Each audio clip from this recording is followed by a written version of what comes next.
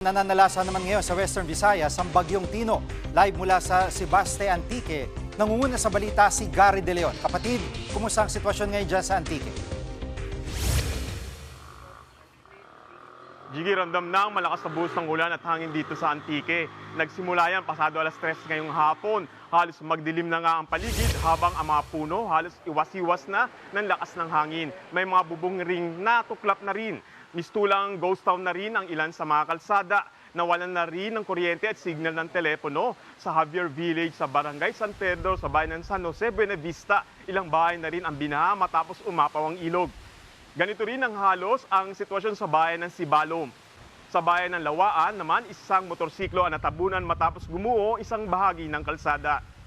Patuloy pa rin binabantayan ng bayan ng Barbasa dahil ito ang pinaka-high risk na lugar sa pagbaha at pagguho naman ng lupa.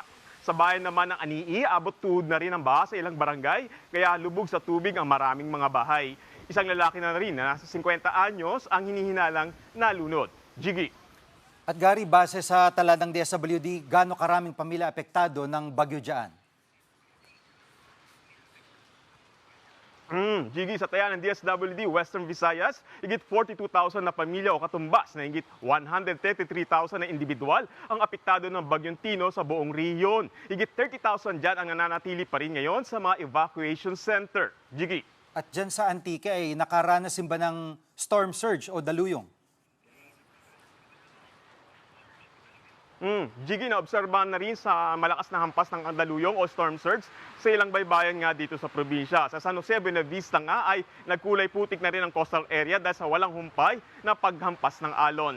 Sa ngayon, Jiggy, ganito yung sitwasyon sa aking likuran. Malakas ang hangin, malakas ang ulan at halos madilim ang paligid dahil wala pa rin kuryente rito sa Antique. Yan muna ang latest. Balik sa iyo, Jiggy. Ingat kayo dyan, Gary. Si Gary De Leon po, live mula sa Sebaste, Antique.